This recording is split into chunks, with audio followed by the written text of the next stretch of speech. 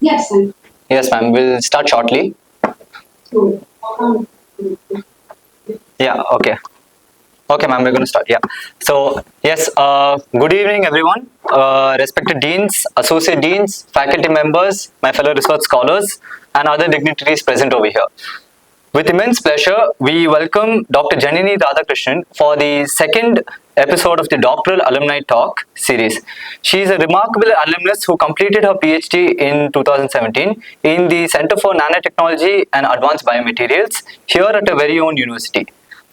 Dr. Janani's journey in science began with her exceptional achievement for securing the first rank in her M.Sc in Biomedical Science at Bharathidasan University. This academic excellence paved the way for her studies here at SASTRA, where she undoubtedly left a lasting impression. During her PhD, she had a short-term international visits to Tokyo City University, Japan, and University of Connecticut, United States. In recognition of her outstanding work, she was awarded the prestigious Founder Chancellor's Award for Best PhD Dissertation in Sciences for the year 2017. She was further honored with her expertise through a postdoctoral fellowship at the Indian Institute of Technology, Madras, followed by a DST INSPIRE Faculty Fellowship at CSIR-Central Leather Research Institute. Her dedication and talent were recently recognized with the prestigious Paired Early Career Fellowship in Applied Research 2023, allowing her to collaborate with Ruhr University, Germany. Beyond her research accomplishments, she is actively contributing to the scientific community. Dr. Janani is currently working as a scientist at the National Institute of Animal Biotechnology since August 2022. She has recently been selected to join the Early Career Editorial Advisory Board for ACS Biomaterial Science, demonstrating her commitment to fostering the next generation of scientists. Her remarkable career trajectory since graduating from SASTRA in 2017 serves as a true inspiration for our current doctoral students. We are incredibly fortunate to have her back today to share her experiences and insights. So, without further ado, please join me in a warm welcome for Dr. Janani Radhakrishnan. Ma'am? I'm always thankful to SASTRA. That's where I began my research career. So, today it's even more special because I feel very happy for two reasons. One is that I belong there. I am one among you. And so to address a gathering where I belong to seems very meaningful to me, which I don't know, I mean, it's a little emotional in that case. And another one is that I'm very happy that because I belong to there, each one of you will be able to resonate what I actually mean to be a person, in the future. If you can recollect one or two glimpses of things that I speak today, and for your career, if it was useful, I'd be very happy about it. And another very important reason that I'm very happy is that I began there, and my first scientific talk was at SASTRA. Today, we will first non-scientific talk, science communication kind of talk. And again, I'm doing it at SASTRA, though it's virtually. That's the stage, that's how I look at this opportunity as. So, without any further delays, I would like to share the presentation that I just made for the day. And I thank the entire research community at SASTRA and specifically Professor Adrian Tracy, who I know her in the times of my PhD, who called me and told me that you can share your experience. I thought, ma'am, I'll be happy to do that. And I didn't know what to talk, so I thought, okay, I'll give a gist of what has happened in my career and what are the probabilities that is opening up for the PhD students these days after PhD, because the trajectories have completely changed from 8 years to now. It's almost just 5 to 7 years or so, but still things have changed a lot. So multiple opportunities are coming up. So I thought definitely it would be a very nice opportunity. And thank you very much for calling me for this. And also the team who was organizing, from the person who has introduced me, and Helma was communicating with me to coordinate this meeting. Thank you very much to all of you. So I thought, okay, what are we going to talk about? So I titled the talk as Navigating Your Career with PhD. So what do you mean? So I will talk a little bit or half of it will be what you should do as a PhD student that will enrich you, it will be a kind of enrichment for your career through your post-PhD journey towards achieving different positions, wherever you may be. So that is why I call this navigating the career. And why do I call it a road trip for a lifetime? See, during PhD, I thought that this trip is very difficult, and once this trip is done, I'm going to have a better, an easier route to travel with. But that was not true. So PhD is as such a road trip because it has ups, downs, and then take diversion, a lot of things. And then the trip becomes for a lifetime. Because now as a PI, I understand that PhD was like an umbrella protecting me because as a PhD student, I'm involved only in my project and things that I'm concerned with, getting money, procurements, troubleshooting, and doing. But as a guide now, as a PI or a faculty, now it's like multiple PhDs on my head, multiple students, multiple projects, multiple responsibilities, everything comes up, and PhD is just a prep or a preparation for you to take your career in research throughout your lifetime. So this road trip is for lifetime. And I would like to congratulate each one of you who have first taken this very big step of, yes, I want to do a PhD. Because at this scenario, a lot of your friends will already be earning, some of them will be earning a lot more, and some of them will have different settlements in life, different aspects. Very few of us choose to do PhD. So for that itself, it's a very big credit. So pat yourself that yes, you've taken this big decision of I'm going to do a PhD. That's very important. So remember, now, as soon as you decide that you do a PhD, it's not like graduation. During graduation or a post-graduation, it's like a cohort. You have your batchmates to lean upon during your ups and downs and people to celebrate you, and then whatever the case is, you will have your cohort. But PhD journey is lonely. You took this decision, you have joined, and you are going ahead in your academic career. And remember, you are a solo traveler. But also remember that you are not traveling alone. There are any number of PhD students, scholars, also taking up this pathway, and it's going to be, it's not, this is a route which is having typically nothing around, just a smooth sailing road. But this is not going to be true. This is a very short, distant route. Eventually, it will have all dimensions. You may have to take decisions, you may have to take this path, that path, all these are going to be a part of this. So, your route, this trip is going to be completely different. You are unique to have chosen this route, and you are a traveler, but never alone. Remember. But as a PhD student, what is expected or what you can do is three important things. People always have this attitude of connecting PhD students, their achievements, with the supervisor's expertise, with the branding of the institution's branding. But then, believe in yourself and go beyond your limits. If others say this is what you don't believe. If you think this is what you can do, don't believe. Try that extra edge and do your best. That's where you will excel. Try and push yourself a little more. That's very important. That little more will help you stand out from in the big crowd. That's very important. Go a little more outside your limits. Similarly, your supervisor might have a limit, a designed project and work for you, your PhD supervisor. But if you can, if you show your potential, he will widen it. He will give you more scope. He or she will give you more scope and more opportunities to explore different things. That's one thing that you should try during your PhD. Why it's important? Because remember, the competition is going to be very heavy once you complete your PhD also. Then comes the institution. So And another important thing I would say, you guys are very, we had everything under a roof, have all the facilities available. Now, during my days, ASK 1, Anusandhan Kendra 1 and 2 was just started, and now I know that the facilities are even more wider. But still, facilities and infrastructure is never inclusive when it comes to some biological sciences or some specific fields.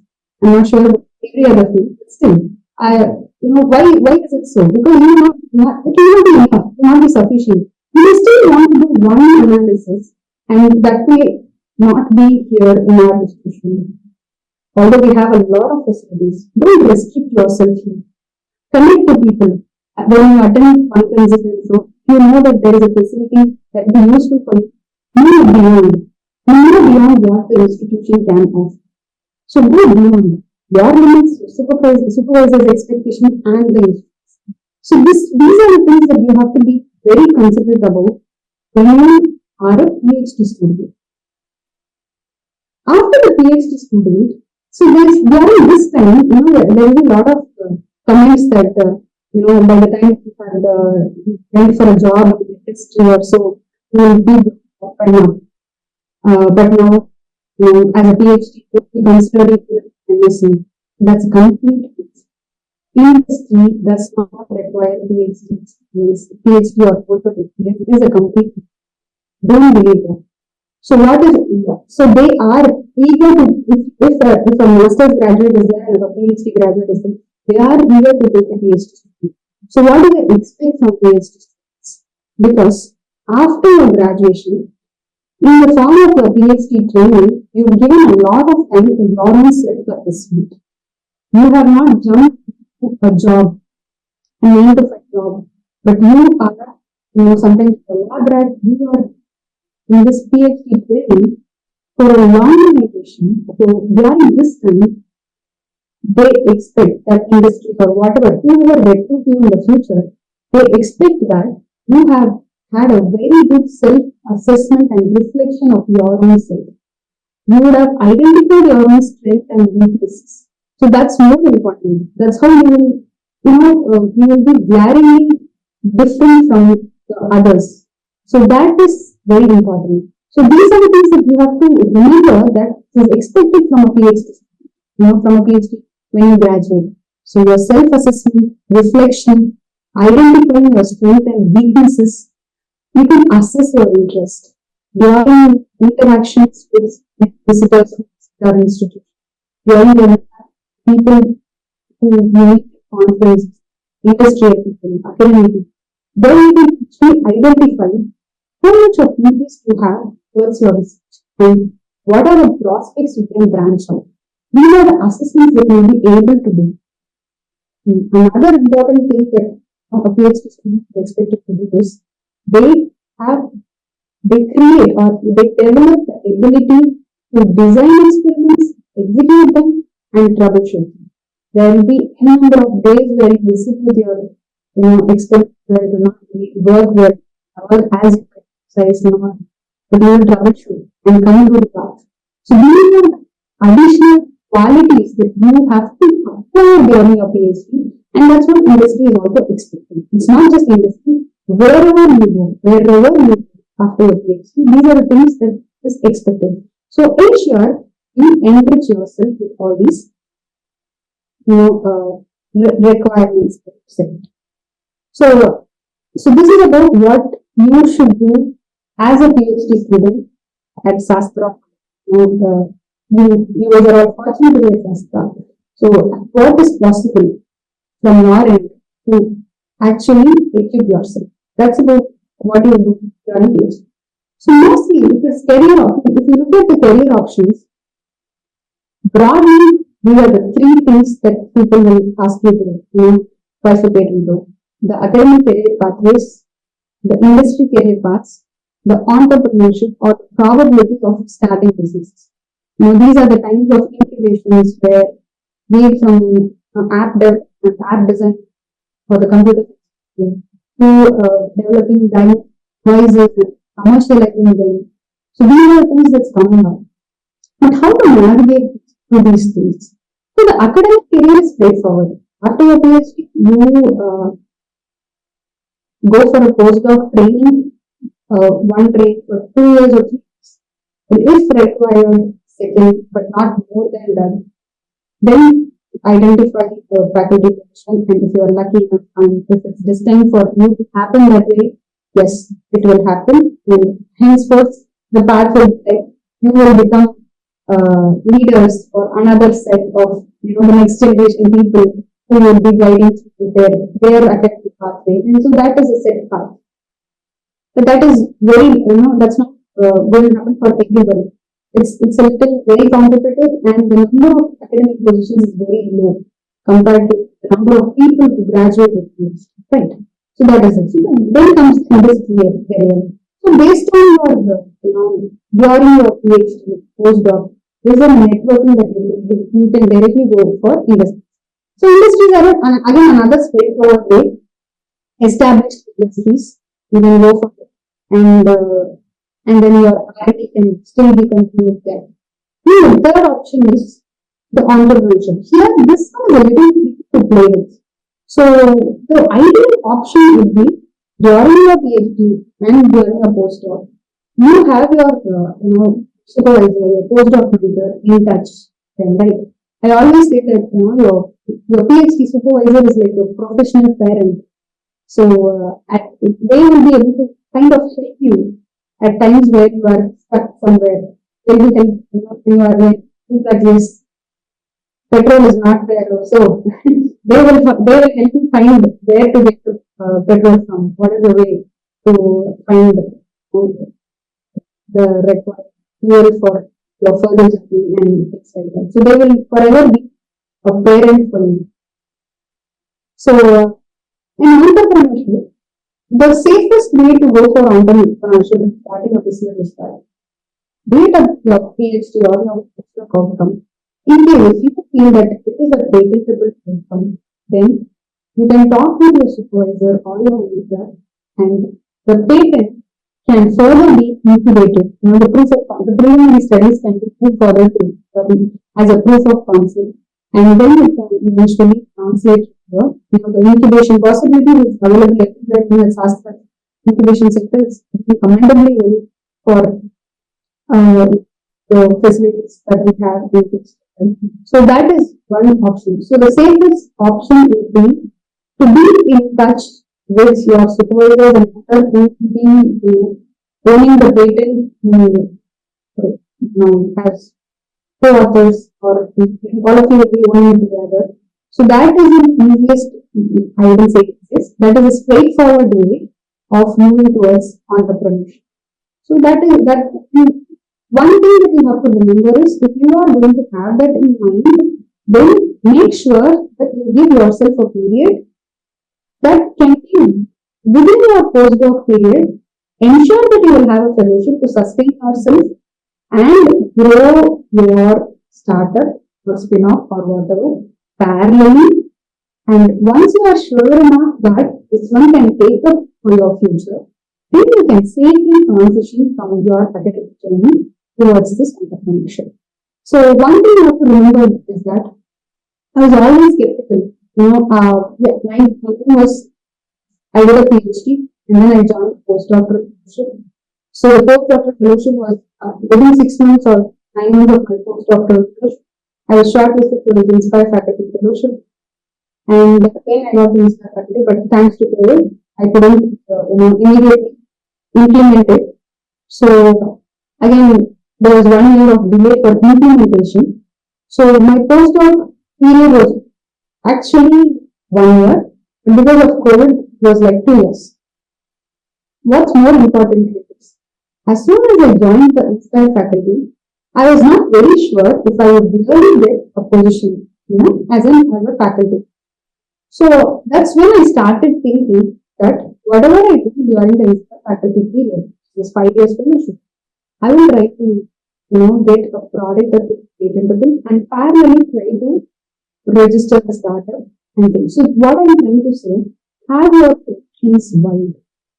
Don't stick to one. Your plan A, you have a plan B, you should have a plan C, a number of things. Until something happens, you know what happened. right? So I was almost in the verge of registering a startup, and I was trying to move papers for all of that. And then this position came to me suddenly. Because I was parallelly applying for academic positions also. So I'm just trying to say that make sure that you have all your options open. And another important tip I would say that your postdoc is a very comfortable period of your life, if your academic career. Because during PhD, there's a pressure. You will be working towards your PhD, towards publications, that is towards your PhD. But now, as a postdoc, you are gaining experience with the number of years you are there. Nobody will push you that you need a publication or something. It's up to you to make sure that you choose a lab which is complementing the area. Do not choose a lab where whatever you do during PhD, the same thing is going to be there for postdoc. No. Choose a place where things are a little complementary. Not very different, but you should be able to learn something add on there. And remember, it's not a position to sit comfortably because nobody is going to push you away from it. As long as you are going to be there as a postdoc for 2, 3, 4 years, the lab is going to benefit from you. The PhD students in the lab, the supervisor in the lab, is going to benefit from you. But then remember that your career is, your journey is still pending. It is a very short experience. So don't dwell in stuff for a long time. 2 to 3 years, the maximum of 4 years. Decide from here what you are going to do. Are you still going to wait for that academic position? Are you going to take up an industry position? Is there a probability for entrepreneurship? So these are the things that you have to, keep in mind when you navigate further. Right. So remember, if you have a PhD, doesn't mean you are entitled for anything and everything where PhD qualifications is there. So although these three are all these three are kind of straightforward, people will talk about industry, startup, and academic career. There are a lot of other positions that you can take up, you can think of. Do not feel less conscious, less confident about changing your area of interest. A lot of people who have excelled and in Nobel laureates have got Nobel Prize for things that they did after their PhD, and that is not linked to their PhD field at all. So that is also possible. Because you've done PhD in something doesn't mean you have to stick to that. There are ample of other opportunities. So doing a postdoc and getting an academic position, yes, it's a straightforward thing. But then there are a lot of other opportunities, and remember, you have to enhance your skills and expertise accordingly. Mere eligibility for holding a PhD is not going to give you assured work positions. Through your journey, you have to acquire different skill sets, expertise, and multidisciplinary approaches are going to be the next predominant game changer.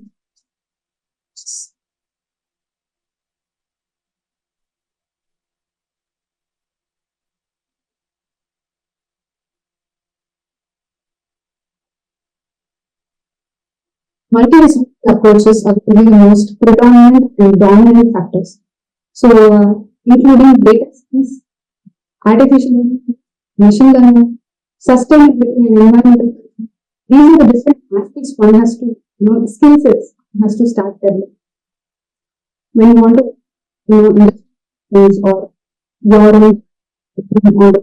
These are the kind of skills that one has to. And multidisciplinary stuffs are going to be next generation stuff. And it's going to be predominant for quite some time, but definitely it's going to be predominant for some time. If you say that you're going to work in life science and technology, you need to know what is going to be, the cutting edge stuffs. So that data sciences will be a tool to assess what is the requirement, what is the statistics of existence of particular business, how much of existence is there, how much of will be the future, how much is going to spread in the future. All these elements are there. So remember, you have to be, enriching yourselves with all these things. There are also additional things like science journalism, science communication, research management, research management positions, if you can really watch some of the call for people, they are interested in understanding if people are interested in getting involved in research management. Because we have faculty researchers contributing towards research. We also want people, and because their time is more into researching different things and enhancing research, they also want people who can manage. So every institution has now started to actually recruit research management positions who are also PhD holders. So that is one aspect. And then dwelling into the laws, so the patent offices, talking about the intellectual property rights of scientists. So that is one aspect. Science policy making, working hard with the grounds, science policy making, freelance science writing. Any number of things are these days coming up. And so one has to be very aware of the opportunities that is available.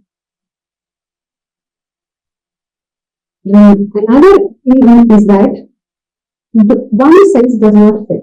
This can be a path. A friend of yours who had completed PhD at a particular age, done a postdoc, then second postdoc, settled up as a faculty position. That may not work for another one. Another one will still be struggling during getting that PhD awarded. Maybe in the 6th year of PhD, and see that every 2 years of postdoc will be done by some of your friends. So don't compare. Each one have your own skill to address. Each one is working in their own discipline.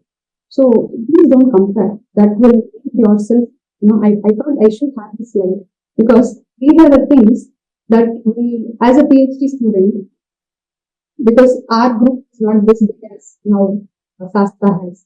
So you will have very less number of people.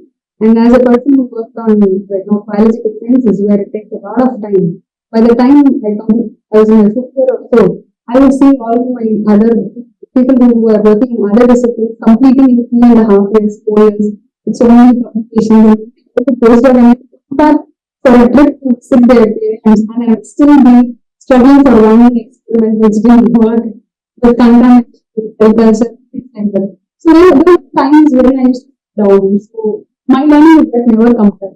Your journey is completely different. The route that you have chosen is completely different. So don't compare. One size is not going to fit everybody. Another important thing for early career researchers would be networking and building connections. I've always heard of people who want to recruit with people with PhD scholars with specific skill set for postdocs, but they will not be able to find them. And then PhD holders of the same postdoc, same skill sets will be my friends, but they won't be able to get that postdoc position.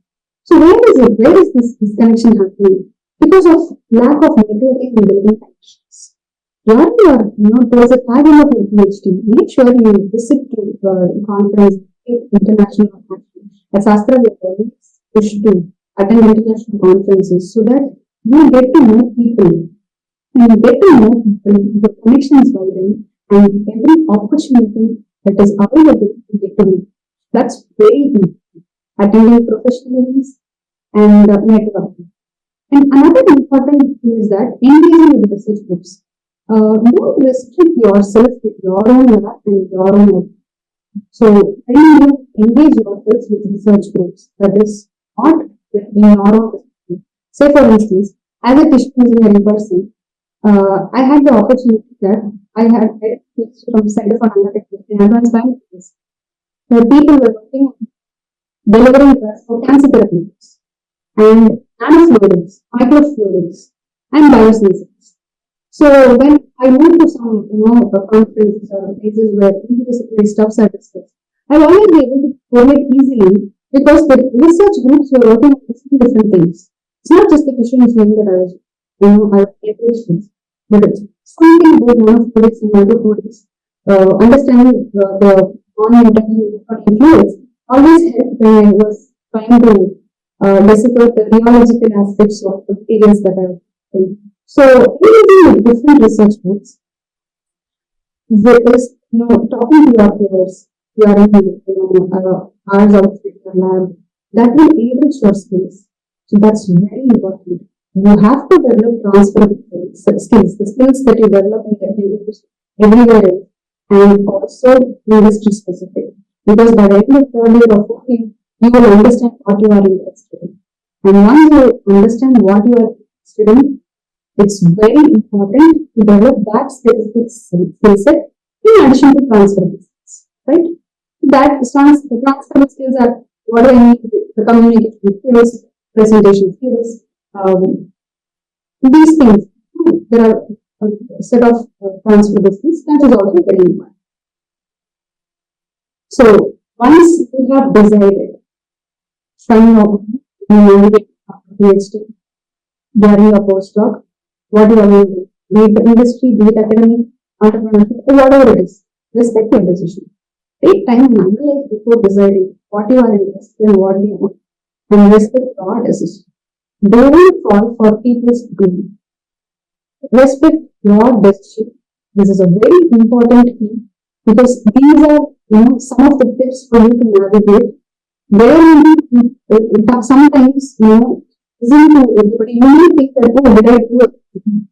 Did I take a decision that is not relevant? Will I be outdated a short period? No, don't do that. Sometimes everybody has opinions, but you know why you have decided. Have a focus and work towards. When you take up a postdoc position, what do you want from that position? What skills that you are going to develop? And make sure when you graduate, you move from that path, acquire that, trademark. That is very never complete. And when you take up your position, yes, this is the reason you have taken, but the lab and it will be different. So, make sure you have registered in mind that there will always be some degree of uncertainty. So, uncertainty is something very certain. It's not going to be as you think. So it's all in the process of learning. So, have that in mind. And the last one, now, maybe always be very difficult. So, like as a PhD student, I thought, okay, this is the most difficult phase. I wanted to help. I just realized that I just completed a race to start altogether a marathon. That PhD was only a sprint. So, now, if you ask me this, now also it's very difficult. So, each and every stage, it's going to be difficult. So, now is always very difficult. And as you move on, as things pass by, it's going to get, or you are going to get trained these things. That's how it is. And one important thing that all researchers should, inculcate with them is we have this talking about hustle culture and work-life balance and things like that. So, if you look at the PhD students, or any researchers for that, work-life balance is something completely collapsed. So, how do we come over it? The biggest challenge that we have. So, what I look at is, I call it as a work-life harmony, because some fields of research expects you to be lab rats. You have to be lab, you have to be where it is, things. So the only way to endure, pass through this and get into this, have a hope on this, to have a harmony within your life trademark. To have that, you cannot demark, this is my work, your life. Embrace your work. Start loving what you want. Start liking things. Do it with passion. So when you do it with passion, you will actually be able to understand that the work is not giving you a pressure. So that then that will also reflect in your life. So if family is with you, this pressure should not reflect on them. So make sure you have a very good work-life harmony. That's very important. And remember, you are a journey. And if you just think that the destination is important, and if you are just rushing through this journey, and at the end of the day, you feel burnt out, fearless, but you will not actually have the happiness that you have lived. should be very mindful. Enjoy each and every, experiment that you do. Two things that I've always loved to as a PhD student is that one is doing experiments. We were full of coding pipette and doing experiments was really interesting to me. And then another one is conferences. Because conferences are like your future. You are envisioning your future. Your future is, is seen before you. Because it reminds you again and again that lab is not everything in life. You are doing everything to proceed further. So conferences are a place where you see your future. That's what I look at. So don't rush through. Do a very mindful living. Have a balance. Develop a hobby. Spend at least 15 to 20 minutes for your own self and for something else that you develop that gives you happiness. So that you are off, because of your failed experiment. So you will feel that way. That's very important. And for most of all, our living, you are most important for your family, for your friends. So don't burn those things. Take wise decisions. There are ample opportunities. According to opportunities, develop your own skill. If you start having self-love and self-esteem, you will flourish and become brilliant. That's what I do. And yes, so thank you for your attention. So this is a small comment that I saw, supervisor advice dating to the academic career and will actually be looking for a career in industry or so. But you also have a secret plan that yes, I'll do something. I'll just complete this PhD. I'll just become a baker, a rock star, a writer. Honestly, I thought in my mind that after I complete my PhD, sometime I'll become a writer. This was a kind of secret plan that I had. Not sure if everyone has it, but yeah, I could relate to this comic, so I thought I'll share with you this. So with this, thank you for the opportunity. I hope some of you can carry some tips. I will advice so that it helps you in the future. Yes, thank you so much, ma'am, for your time and wisdom. So, is there any questions which the audience would like to ask? So, if you do raise your hands, the volunteers will come and pass over the mic to you. Before that, I'll start off with the question. Ma'am, I have a question for you. Yes, sure. So, and I'll be very happy to ask any question. I thought I'll talk less and ask, answer more to your questions. Sure, ma'am. Okay. So, is there any reason why you have opted for industry apart from academia? After I'm an academic. Okay. So I'm a scientist at the central government, DBT Autonomous Institution, National Institute of Biomedical. So I am a scientist. I am into academia. But these positions are very, very volatile. You don't know if you really get it or not. So I was thinking that during my postdoc or so, I should also look for opportunities in industry. Okay, because there's actually a loose term for academia, because generally people tend to think that if you're going into academia, it's like becoming a assistant professor or something. So that was my kind of thought. Yeah, so the difference is in IITs and NIABs and the universities, they call it as assistant professors. So these are autonomous research institutions where we come under directly under the ministries. So it's a little different. We call their designations are from as scientists. They are also, faculty. Okay, that's all from my side, ma'am. Audience, any questions from your side?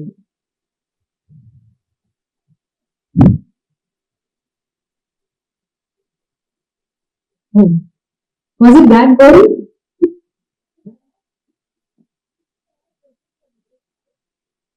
Yeah. So why did you choose to stay back in India? Because usually postdoc people try to go abroad, right? So what made you stay back in India? Okay, that's a very good question. So I would see the first slide of me would answer to this. One thing is that go beyond. So whatever facility you are provided with, when you enrich yourself, when you enrich your CV by, what to say, by yourself beyond or so, the requirement for a postdoc from abroad is not always a compulsion. It's actually a kind of myth that you should have a postdoc experience from abroad. You should have a postdoc experience from abroad. Only then you can settle into. As INSPIRE faculty, the INSPIRE Faculty Fellowship itself, see that 75 to 80% of the people who come from abroad get it. But I have during my PhD itself, when I could complete my PhD with almost 6 papers as first author, right? 6 was so I am not sure exactly. So, and all these published in top tier journals, premium journals also, and some also filed at that time. Now those patents are granted. And my supervisor, my PhD supervisor is Professor Swaminathan, and a known person for all of you. So he kind of gave the confidence, and I would say, what to say, that you have done enough. You have done good. So when I joined IIT Madras as a postdoc, I told him, sir, I don't know what to do after this, and I feel a little out. I don't know, I'm worried what I do after this. But then he told me, what after this? You apply for INSPIRE faculty. And I was like, okay, am I really going to get this INSPIRE faculty fellowship? By then, there were people who were not getting it and all that, some of the things. But then I applied for it, I got it. So it's not that where you go, what you do is important. What is more important is how well you equip yourself from where you are. Push yourself a little more and equip yourself. So all the outcome of what I did in my PhD, that itself has helped me to get this position. That's what I say. It does. I'm not saying that don't go for postdoc. If there is an opportunity, please do go.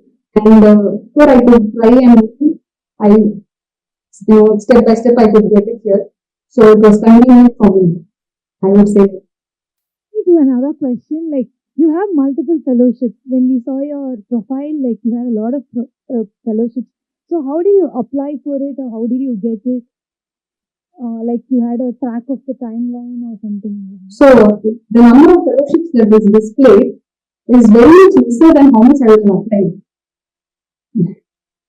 So wherever you feel it is relevant for you, wherever you feel the opportunity is there, and I would say if you are eligible, don't hesitate. If you think you fit there, apply for it and forget it. If you are really fit, you will be called for it. Don't judge yourself or estimate yourself that you may not be relevant for it, you may not fit into it. If you think a fellowship is available if you are eligible for a fellowship or so, go for it. Don't restrict it. So you see a number of fellowships, but there are a lot of fellowships that I didn't get also. I applied and I didn't get it. So Any other questions from the audience?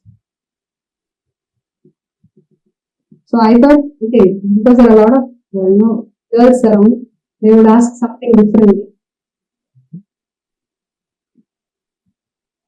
Any questions for the people who have attended the meet online in Zoom? Yes. Yeah. And that so I don't have any particular system, but at the same time, I think the first of really nice. I'm sorry, your voice is breaking. So your voice also breaking. Okay, your talk was very informative and very relationship for researchers that are doing this. That's all. No questions are made. Thank you. I'm sorry, I think the voice was breaking. If someone can, transfer the question, Yes. I'll Hello, be sir. happy to answer. Your voice is actually not clear. Can you post the question in the chat box if that's possible? Ma'am, so he was just conveying his gratitude towards your session actually. So Thank you very much. Thank you very much. Thank you. Thank you. Thank you. any other questions? Okay, so with that, we can conclude the session. Thank you so much, ma'am, for your time. And I would like to also thank the audience who have spared their valuable time to attend this session as well. So yeah, refreshments are provided outside, so you can all disperse. Thank you so much. Thank you. Thank you so much, ma'am. Yeah. Thank you again for inviting me.